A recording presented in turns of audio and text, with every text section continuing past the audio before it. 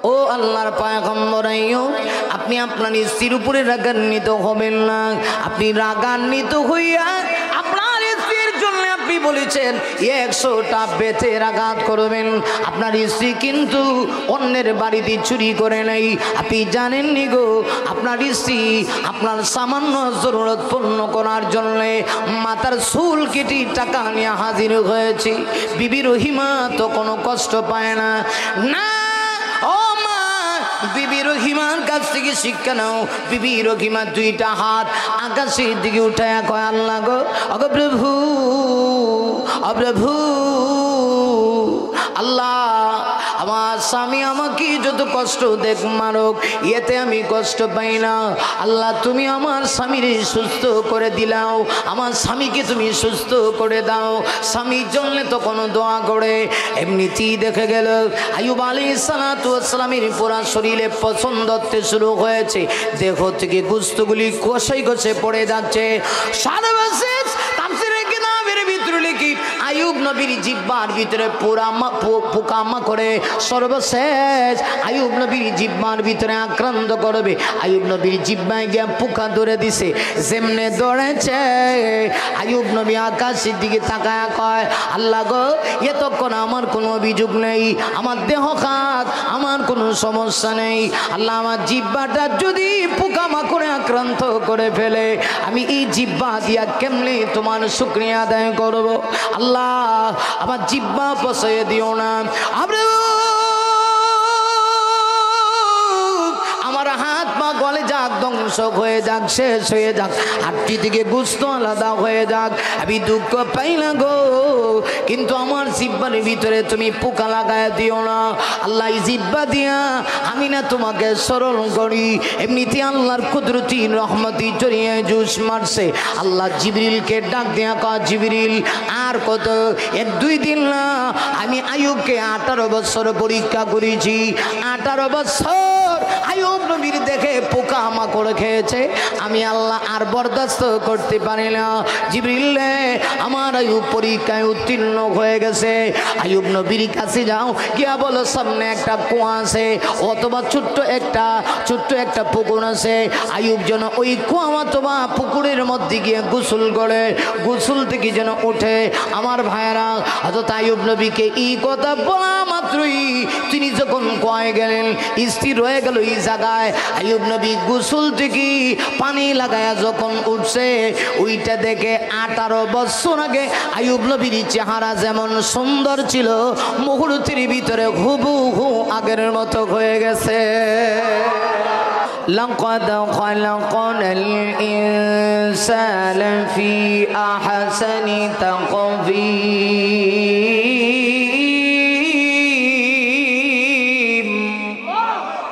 আরো জোরে বলা যাবে কি আল্লাহু আকবার? আল্লাহ কয়, আমি মানুষরে সবচেয়ে বেশি সুন্দর করে, সুন্দর আকৃতি দিয়া, দামি করে আমি মানুষরে আমি আল্লাহ বানাইছি। সুবহানাল্লাহ। না, আসমান বানাইছি আল্লাহ, জমিন বানাইছি আল্লাহ। কোরআনের ভিতরে আল্লাহ বলেছেন, হুয়াল্লাযী খালাকাস সামাওয়াতি ওয়াল আরদা ফি সিত্তাতি আইয়াম। ওরে মুমিন, আল্লাহ বলেন আমি আসমান জমিন বানাইতে গিয়া আমি আল্লাহ 6 দিন সময় লাগাইছি। আল্লাহ চাইলে গোটা পৃথিবী যেমন সব কিছু আসমান জমিন বাদ দিয়া আল্লাহ কোন বলেছেন ফায়াকুন হয়ে গেছে, আল্লাহ চাইলে এটাও করতে পারতেন, কিন্তু না। আল্লাহ ডাক দেয়া কয়, মুমিন রে, আসমান জমিন বানাইতে গিয়া আমি আল্লাহ 6টা দিন সময় লাগাইছি। ওরে মুমিন, আর পৃথিবীতে যা কিছু আছে আমি শুধু কোন বলেছি, সাথে সাথে হয়ে গেছে। কোন মানে হয়ে যাও, ফায়াকুন সাথে সাথে হয়ে গেছে। না রে মুমিন, তোকে তোমার জাদা আমি আল্লাহ দিয়েছি। দিয়েছি, তোকে বানাইতে গিয়া আমি আল্লাহ 10 মাস সময় লাগাইছি। মুমিনে তোর কত দাম জানোস নি? ফেরেশতা তোর সব কিছু তৈরি করেছে। মায়ের এক ফোঁটা না পাক পানি থেকে আমি আল্লাহ তোকে বানাইছি, কিন্তু ফেরেশতা তোর স্ট্রাকচার লৌহে মাহফুজের ভিতরে যখন তৈরি করেছে, ওরে মুমিন ফেরেশতা তোর বডির সব কিছু লাগাইছে, কিন্তু আমি আল্লাহ তোর চেহারাটা আমার কুদরতি হাত দিয়া বানাইছি। কেন জানোস নি? মুমিন তুই আমার কুদরতি পায়ে সেজদা দিবি, আমার গোলামি করবি, তোর দাম সবচেয়ে বেশি, তোর মর্যাদা সবচেয়ে বেশি, ঠিক কিনা? তোর মর্যাদা সবচেয়ে বেশি, কিন্তু আমরা বুঝি না। অনেক সময় আমরা বলি যে এই লোকটা চেহারাটা ফেরেশতার মতো। আর ফেরেশতা কি বেলা? ফেরেশতার চাইতে আল্লাহ মানুষের দাম বেশি দিছে, মানুষের মর্যাদা আল্লাহ বেশি দিছে। তাহলে পৃথিবীতে অনেক মানুষ, আল্লাহ বলেন সব মানুষ যে জ্ঞানী এটা বলা যায় না। জ্ঞানী কারা? বুদ্ধিমান কারা? বুদ্ধিজীবী কারা? আল্লাহ পাক আমার তেলাওয়াতকৃত আয়াতে পরিচয় দিয়েছেন। আল্লাহ পাক বলেন আল্লাযীনা ইয়াযকুরুনাল্লাহা কিয়ামান ওয়া কুউদা ওয়া আলা জুনুবিহিম ওয়া ইয়াতাফাক্কারুনা ফী খালকিস সামাওয়াতি ওয়াল আরদ রব্বানা মা খালাকতা হাযা বাতিলা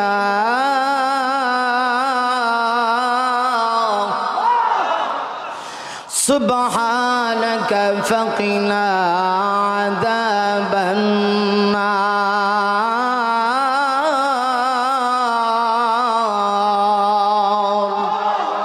আল্লাহ পাক পরিচয় দিয়েছেন জ্ঞানী কারা। আল্লাহ বলেন আল্লাযীনা ইয়াযকুরুনাল্লাহ। আগে কথা বুঝেন, মানুষের 3টা অবস্থা। কয়টা অবস্থা?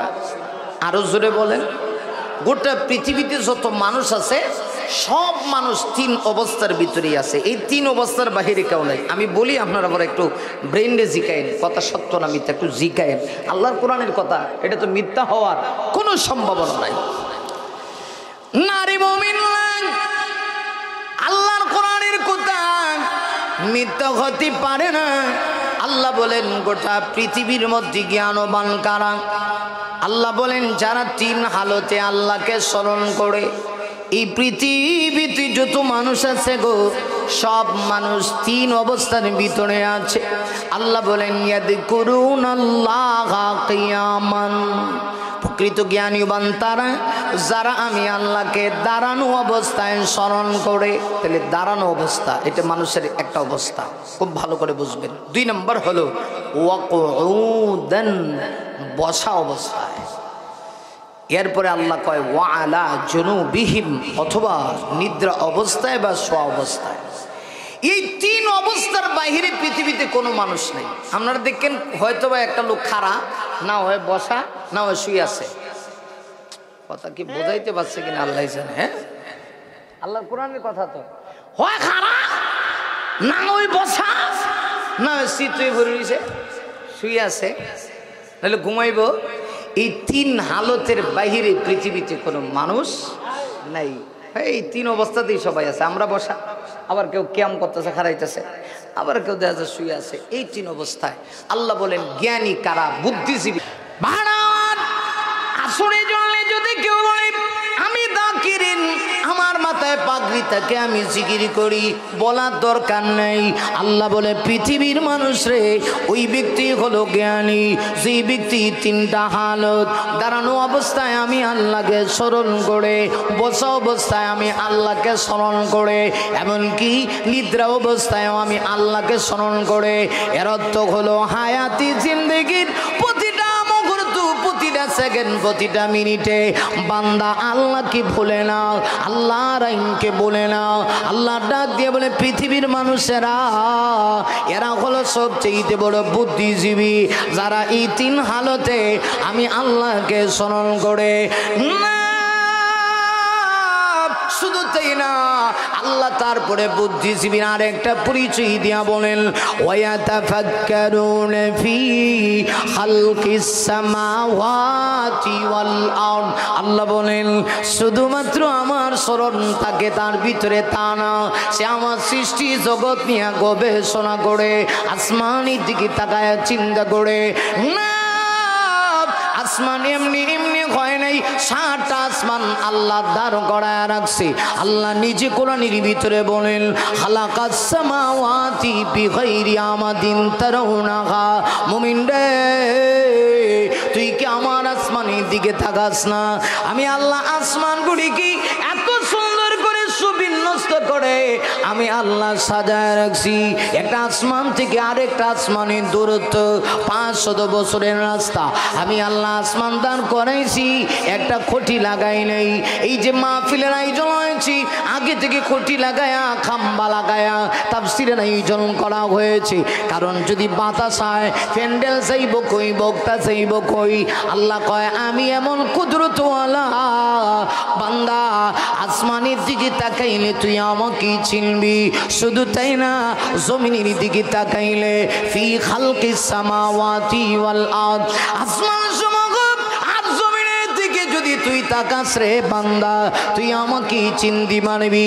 যদি আমার আসমান দেখে দেখে তুই যদি আমাকে চিনতে পারস, আল্লাহ কয় তুই হলে সবচেয়ে বড় জ্ঞানী, তুই সবচেয়ে বড় বুদ্ধিজীবী। আসমান নিয়ে গবেষণা করবে আর হাত বাড়া দিয়া বলবে রব্বানা মা খালাকতা হাদা বাতিলা।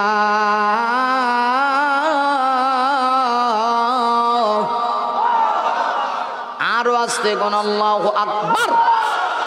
আল্লাহ কয় আবার আসমান জমিন নিয়ে গবেষণা করে গো, আর হাত বাড়ায় দেয়া কয় প্রভু গো, এমনি এমনি তুমি পৃথিবীতে কিচ্ছু বানাও নাই।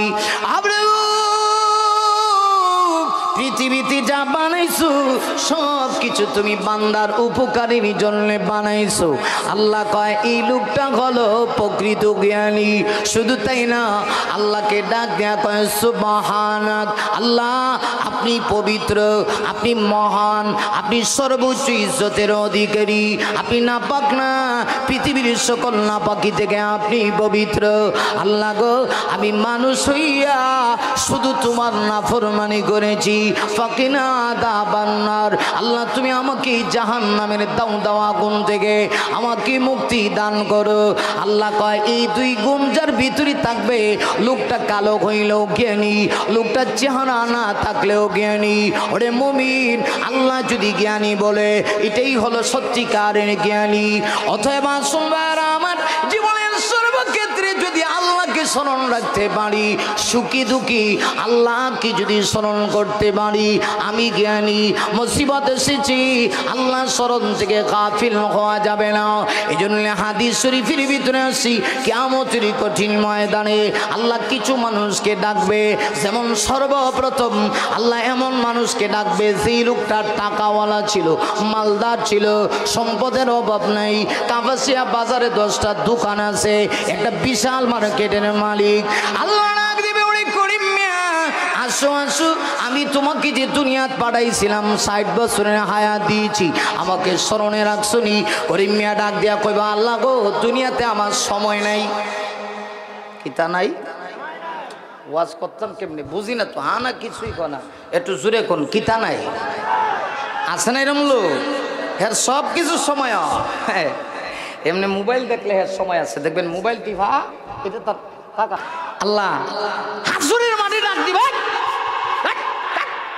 এমনা। কাপাসিয়া শহরে যে 10টা দোকানের মালিক আসলি, টাকা পয়সা তো অনেক ছিল, তা আমার দুনিয়াতে স্মরণ করছিস নি? কইবা আল্লাহ সময় আছেন না, মাল বেশি হয়েছিল, 10টা দোকানের হিসাব। এরপরে বিয়া করছি 2টা, ছেলে মেয়ে আছেন 8 জন, মেয়ে 4টে ছেলে 4টে। ছেলের বিয়া করাইছি, মেয়েরে বিয়া দিছি, বিয়া দেওয়ার পরে নাতি নাত কর লইয়া আল্লাহ সময় নাই, সময় নাই। আল্লাহ তখন ডাক দিব, তোরে সময় নাই, ঠিক আছে খারা, আমি সময় কেমনে আসি আমি তোর সামনে বুঝাই। আল্লাহ তখন ডাক দিব, এই পৃথিবীতে আল্লাহ 4 জনকে বাদশাহিত্ব দিয়েছিলেন, মুসলমানদের ভিতরে 2 জন, কাফেরদের ভিতরে 2 জন। সুবহানাল্লাহ। এরা সারা পৃথিবী শাসন করছে। আমরা যে আফায় যে দেশ বাংলাদেশ এরকম না, সারা দুনিয়া শাসন করছে। রাগটা করে না, আমরা ওয়াজ টোয়াজ করলে উদাহরণ দিলে অনেকে মৌলবি রাজনীতি করে, আরে বেটা এটা কোরআনের কথা কইলে তো আইবো, সুরে সুরি করলে গিয়ে পড়বো, কথা কর না, ঠিক কিনা বে ঠিক? সুরে চুরি করে না, আমি যদি কই তুই চুরি করস কেন লাগে, এটা দোষ না। অবস্থা দৃষ্টে অবস্থা এমন হয়েছে যে হুজুররা খালি মিষ্টি মিষ্টি ওয়াজ করবো, হক কথা কই থাকতো না, কিন্তু কোরআনের আয়াত কইয়া যদি কই তাহলে আপনার উপরে গিয়ে ভরে জায়গা আমি করতাম কি তা?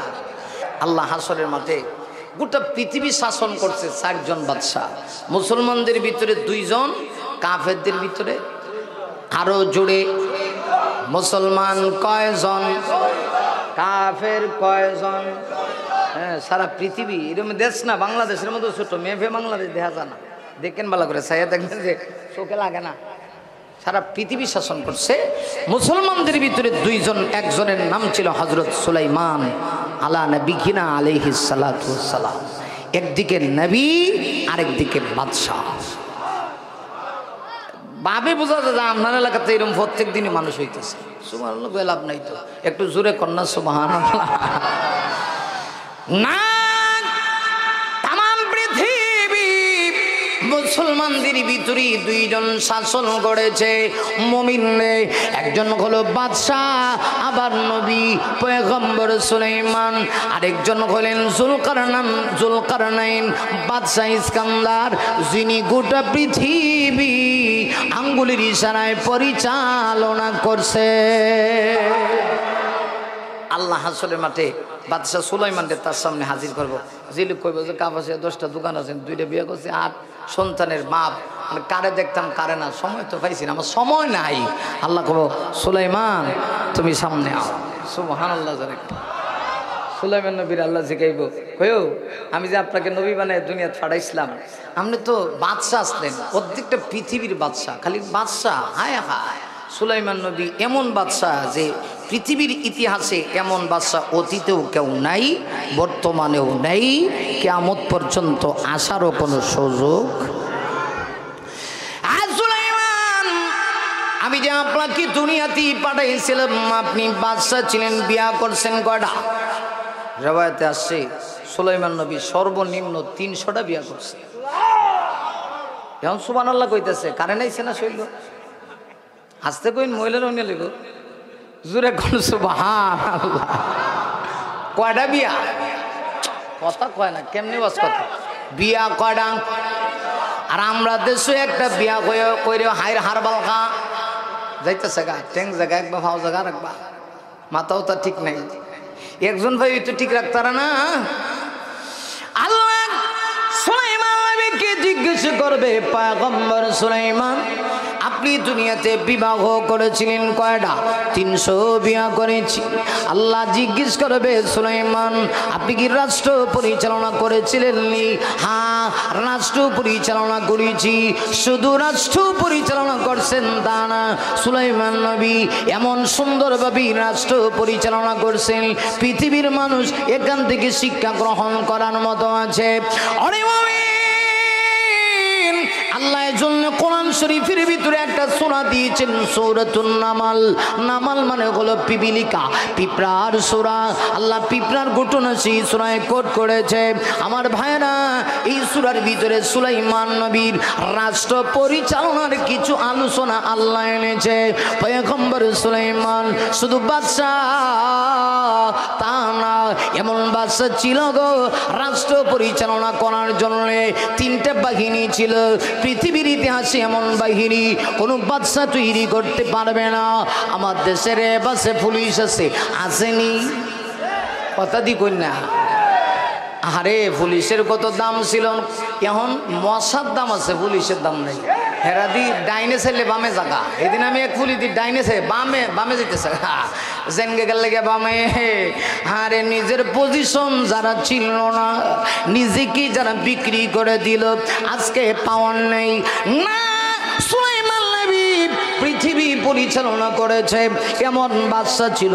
আল্লাহ সূরা নামালের ভিতরে উল্লেখ করেছেন ওয়াহসিরা লিসুলাইমান জুনুদুহু মিনাল জিন্নি ওয়াল ইনসি ওয়াত-তাইরি ফাহুম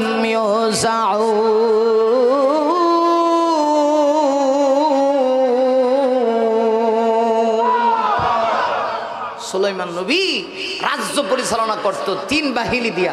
প্রথম যে বাহিনী, এই বাহিনীর নাম হলো মিনাল জিন্নি, জিনদের ভিতর থেকে। কের ভিতর থেকে?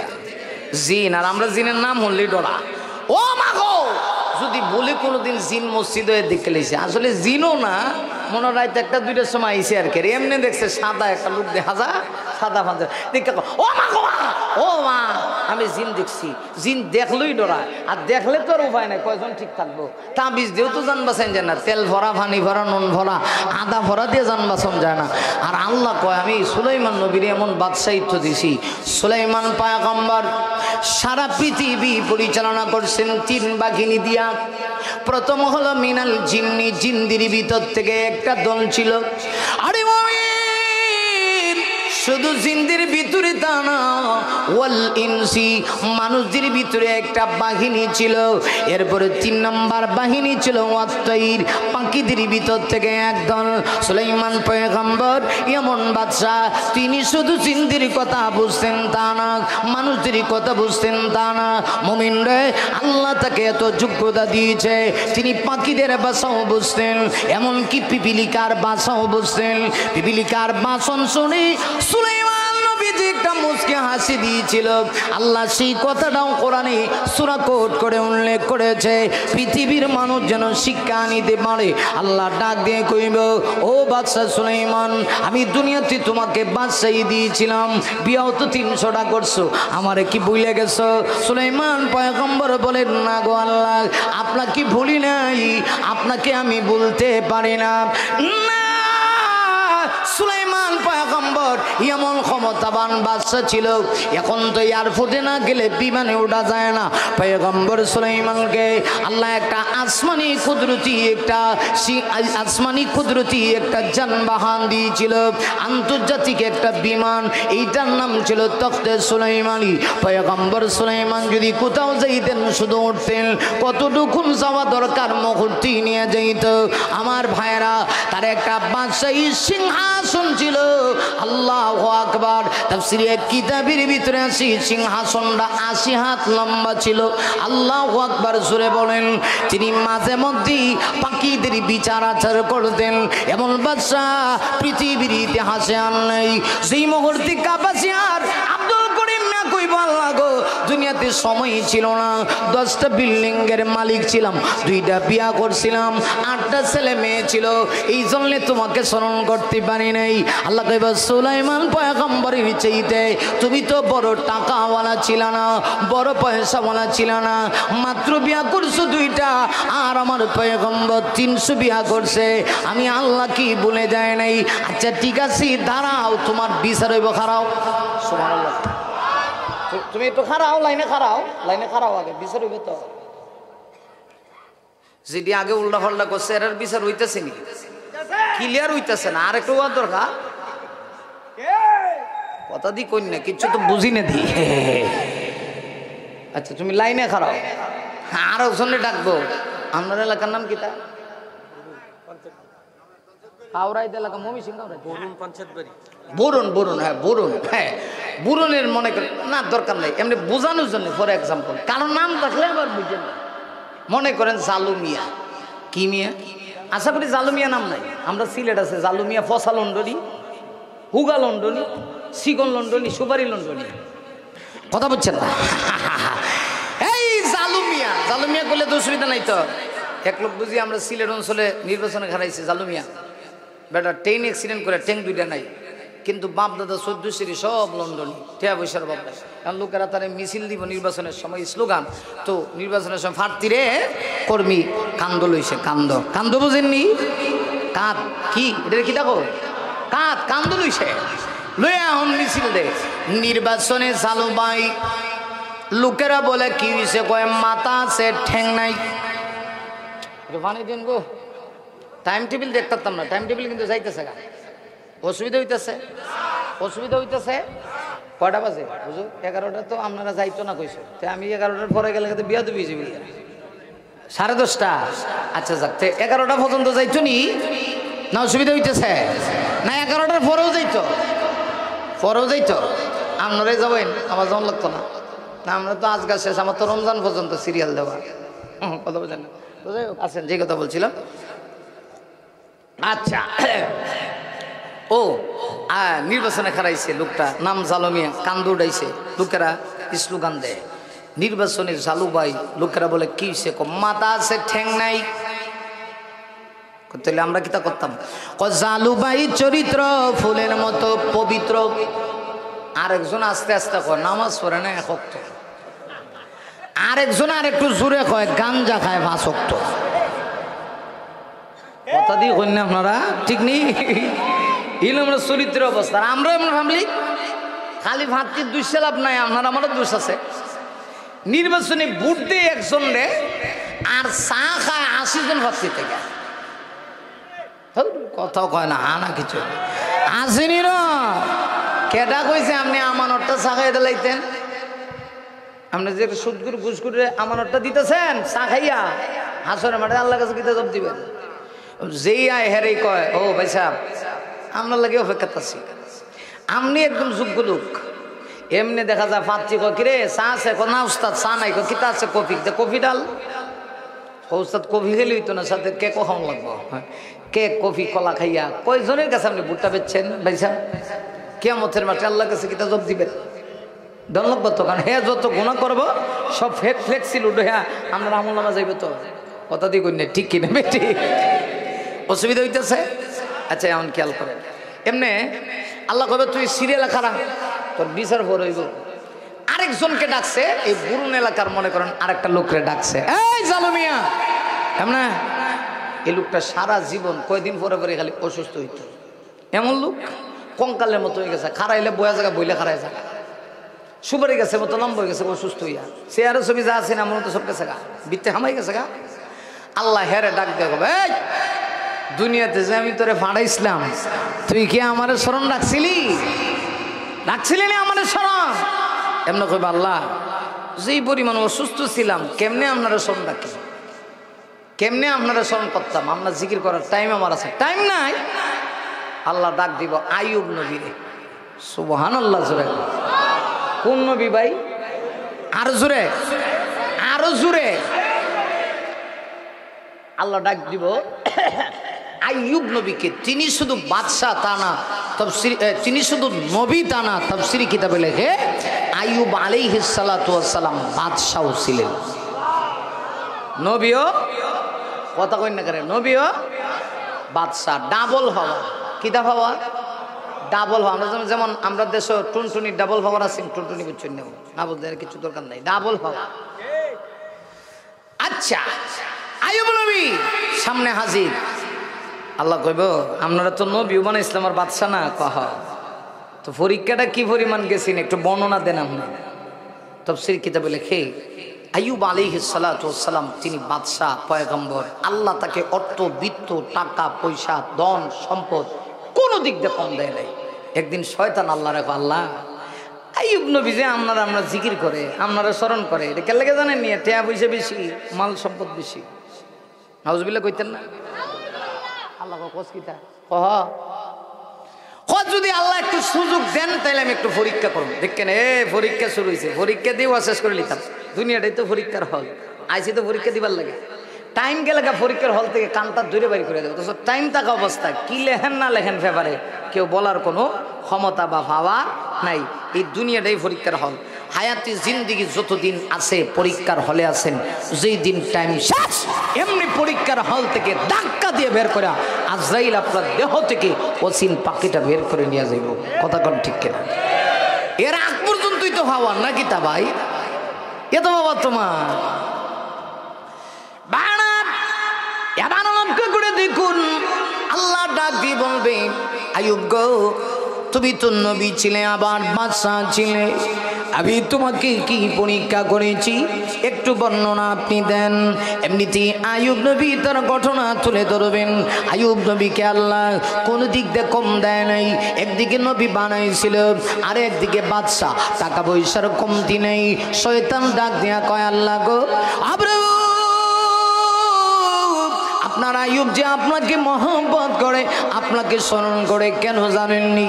কারণ আইয়ুবের টাকা পয়সা ধন সম্পদের অভাব নেই। আল্লাহ কয় মানছি না। শয়তান কয়, প্রভু গো আমাকে একটা বার সুযোগ দেন, আমি একটু পরীক্ষা করতে চাই। আল্লাহ বলেন, যা, আমি তোকে সুযোগ দিয়ে দিলাম। আমার ভাইয়েরা লক্ষ্য করে দেখুন, তাফসীরি কিতাবের ভিতরে লেগেছে এমনিতেই শয়তান আইয়ুব নবীকে পরীক্ষা করার জন্য আইয়ুব আলাইহিস সালাতু ওয়াস সালামের উটের একটা পাল ছিল। উটের পাল, কয়েকটা উট এমন না, উটের পাল ছিল। ভাইরা আমার, তাফসীরে কিতাবের ভিতরে লেখি এই উটের পালগুলি অনেক রাখালগুলি এইগুলা দেখাশোনা করতো। হঠাৎ করে একটা বাতাস আসলো। বাতাস আসার পরে ওই বাতাস উটের পালের গায়ে যখন লাগছে, লাগার সাথে সাথে এমন ভাইরাস দেখা গেল সবগুলি উট মুহূর্তের ভিতরে মারা গেল। এখন আর একটা উট নেই। উটের রাখালগুলি আসি আল্লাহর পয়গম্বর আইয়ুব নবীকে ডাক দিয়া কয়, আইয়ুব গো, ও আইয়ুব পয়গম্বর, আপনি শুনছিলি আপনার উটের পাল যে ছিল বাতাস এসে সবগুলি উট মারা গেছে। আইয়ুব নবী ডাক দিয়া কয়, আলহামদুলিল্লাহ, তুমি আমাকে দিয়েছো, তুমি নিয়ে গেছো, তুমি দিয়েছো তোমার মাল, তুমি নিয়ে গেছো, এতে আমার কোনো দুঃখ নেই। আর আমাদের সমাজের ভিতরে বাজারে যদি আগুন লাগিয়া কাহার যদি একটা দোকান ভরে যায়, আল্লাহরে পর্যন্ত গালি দেয়, আর পারছে না ওই লোকটার এত সম্পদ নষ্ট হয় না, আমার একটাই দোকান, এইটা দিয়ে আমি চলি, এইটা বুঝি ফুরিয়া গেল গা, আল্লাহ বুঝি আমার দিকে সুনজরে তাকাইল না। আরে মানুষ করে দেখুন, আইয়ুব নবী ডাক দিয়া কয়, আল্লাহ আমাকে উট দিয়েছে, সম্পদ আল্লাহ দিয়েছে, আল্লাহ নিয়ে গেছে, তাতে আমার দুঃখ কি? আইয়ুব নবী ডাক দিয়া কয়, আলহামদুলিল্লাহ। কিছুদিন পরে দেখে গেল আইয়ুব নবী আরেকটা বেড়ার পাল ছিল। আরে হঠাৎ করে আবার একটা বাতাস আসলো। বাতাস লাগিয়া বেড়ার ফাল মুহূর্তের ভিতরে ধ্বংস হয়ে গেল, সবগুলি বেড়া মারা গেল। বেড়ার রাখালে আইয়ুব নবী কি ডাক দিয়া কয়, আইয়ুব গো, ও পয়গম্বর আইয়ুব, খবর রাখছিলি আপনার বেড়ার যে পাল ছিল সব পাল শেষ হয়ে গেছে, মারা গেছে। বাতাস আসছে, বাতাস লেগে, বাইরা জনিত বাতাস লেগে আপনার বেড়ার পাল যা ছিল সব মারা গেছে।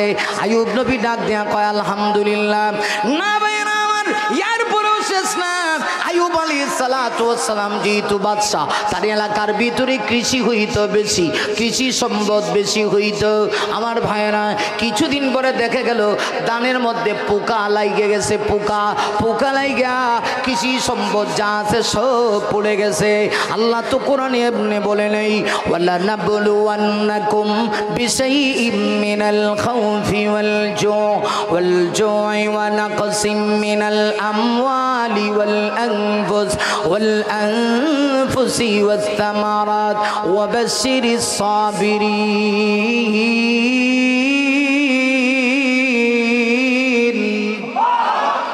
আরো জোরে বলেন আল্লাহু আকবার। আরে আল্লাহ মাঝে মধ্যে তোমাকে আমাকে পরীক্ষা করবে। দুনিয়াতে পরীক্ষা দেওয়ার জন্য এসেছি।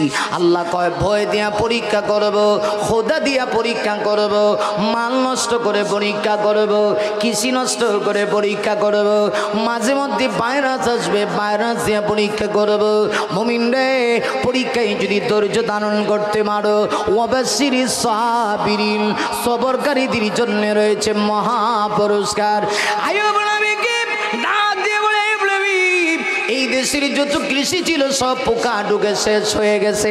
আইয়ুব নবী ডাক দেয়া কর, টেনশন নাই, খাদ্য ভান্ডারে যে মাল আছে, তকবিলে যে মাল আছে, আরো 300 বছর খাওয়া যাইব।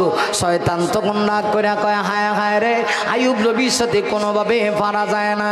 মুহূর্তের ভিতরে গিয়া শয়তান খাদ্য ভান্ডারে আগুন লাগায় দিছে। মুহূর্তের ভিতরে খাদ্য ভান্ডারের অবশিষ্ট যে মাল ছিল সব মাল বিনষ্ট হয়ে গেল, ধ্বংস হয়ে গেছি। আইয়ুব নবী তখন ডাক দেয়া কয়, আলহামদুলিল্লাহ। না, এরপরে শেষ না। দিন পরে দেখা গেল আইয়ুব আলাইহিস সালাতু ওয়াস সালামের দেহের ভিতরে পচা ধরতে শুরু করছে, পোকামাকড় আশ্রয় নিয়েছে, দেহের প্রত্যেকটা জায়গায় কিরামাকড় আক্রমণ করে বসেছে। আইয়ুব নবীর চেহারা থেকে দুর্গন্ধ বের হয়। ওনার তাফসীরে কিতাবের ভিতরে আসছে 8 জন স্ত্রী ছিল, 7 জন ডাক দিয়া কয় আইয়ুব গো আর থাকতে চাই না, তোমার দেহে পচা দুর্গন্ধ, গন্ধের কারণে তোমার কাছে যাওয়া যায় না, এখন আর তোমার যৌবন নেই, তোমার দেহ নেই, তোমার ক্ষমতা নাই, তোমার অর্থ নেই, বিত্ত নেই, আর তোমার কাছে থাকতে চাই না। কিন্তু একজন স্ত্রী ছিলেন, নাম ছিল বিবি রহিমা, পৃথিবীর শ্রেষ্ঠ সাইয়্যিদা, বংশের একজন মানুষ ছিলেন বিবি রহিমা। তাফসীরে কিতাবের ভিতরে লেগে বিবি রহিমার বংশ ছিল ইউসুফ নবীর বংশ। ইউসুফ আলাইহিস সালামের ছেলের নাতনি ছিল ওই রহিমা। রহিমা ডাক দেয়া কয় স্বামী গো, শুধুমাত্র দুঃখ সুখের সময় আমি আপনার পাশে ছিলাম, এইটা হতে পারে না গো স্বামী, আমি দুঃখের সময় আপনাকে রেখে যাইতে চাই না। সবাই আপনাকে রেখে আলাদা হয়ে গেলেও আমি কিন্তু আলাদা হই না। প্রবাদ বাক্য আছে, জাতের মেয়ে কালাও ভালো, নদীর জল ঘোলাও ভালো, ঠিক কিনা? না, আমি আপনাকে এইভাবে বিপদে ফেলে রেখে যাইতে চাই না, আমি আপনার বিপদে পাশে থাকতে চাই। ইসিরা ডাক দেয়া কয় কেমনে থাকবা? এলাকার লোকেরা সর্বসম্মতিক্রমে পঞ্চায়েত বসে সিদ্ধান্ত করেছে আইয়ুবকে এলাকায় থাকতে দিবে না, এই দুর্গন্ধ যার গায়ে লাগবে তার ভিতরে আসর করবে, সে অসুস্থ হয়ে যাবে, আক্রান্ত হয়ে যাবে। এখন কি করবে? সর্বসম্মতিক্রমে সিদ্ধান্ত হয়েছে আইয়ুব নবীকে এলাকা থেকে বের করে দিবে। বাদশা শেষ, আইয়ুব নবীর সম্পদ অর্থবিত্ত সব শেষ। আইয়ুব নবী তারপরেও আল্লাহর না শুকরিয়া করে না। আল্লাহ তুমি যা ইচ্ছা তা করো, দেখো দিয়েছো তুমি, পরীক্ষাও নিবা তুমি। ভাইরা আমার, শেষ পর্যন্ত আইয়ুব আলাইহিস সালাতু ওয়াস সালাম নিজের এলাকা ছেড়ে দিলেন। তাফসীরে কিতাবের ভিতরে লেখে বিবি রহিমা স্বামীর সঙ্গে আছে, একটা জঙ্গলে চলে গেলেন। জঙ্গলে গিয়ে আইয়ুব নবী বসে বসে আল্লাহর জিকির করে দেহটা নষ্ট হয়ে গেছে, হাত পা শরীরের অঙ্গ প্রত্যঙ্গ নষ্ট হয়ে গেছে, শরীরের প্রত্যেকটা জুড়ায় জুড়ায় আইয়ুব নবীর পোকামাকড় ঢুকে গেছে।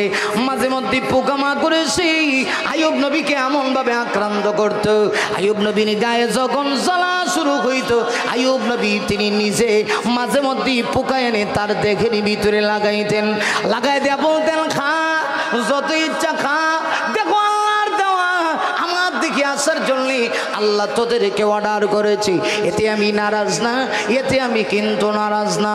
বিবি রহিমাও প্রাণটা ভরে মনটা ভরে স্বামীর খেদমত করে।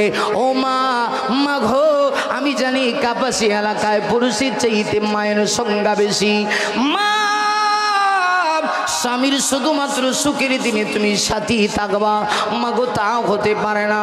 মাগো তোমার স্বামীর সব সময় এক সমান যাবে না, মাঝে মধ্যে তোমার স্বামী যদি দুঃখে পড়ে যায় মাগো ওই সময় তুমি তোমার স্বামীকে ফেলে রেখো না।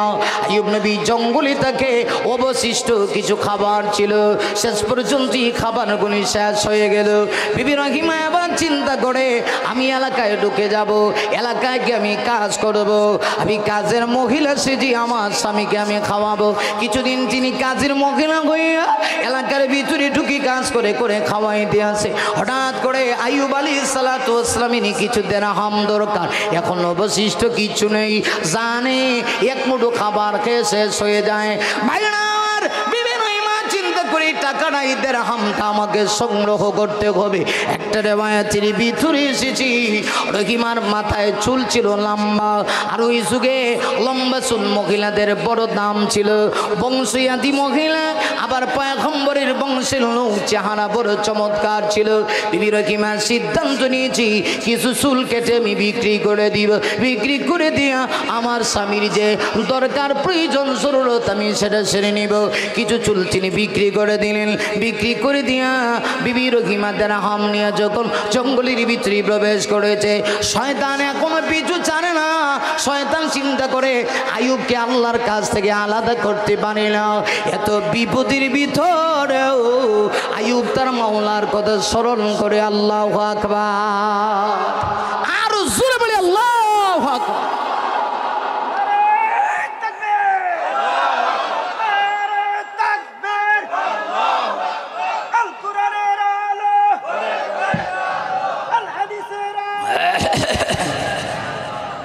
মাশাআল্লাহ, মারহাবা কর, আরো জোরে মারহাবা, লিল্লাহি তাকবীর, আরো জোরে লিল্লাহি তাকবীর। আল্লাহ জমিন, আল্লাহর কথা বলতে পারবো কি পারবো না? আল্লাহকে স্মরণ করতে পারবো কি পারবো না? পারতে হবে। এই জমিন আল্লাহ, আইন চলবে কার? আরো জোরে বলেন না। আইয়ুব আলাইহিস সালাম এই অবস্থায় তিনি জঙ্গলে থাকেন, বিবি রহিমা তার জন্য খানা পিনার আয়োজন করে।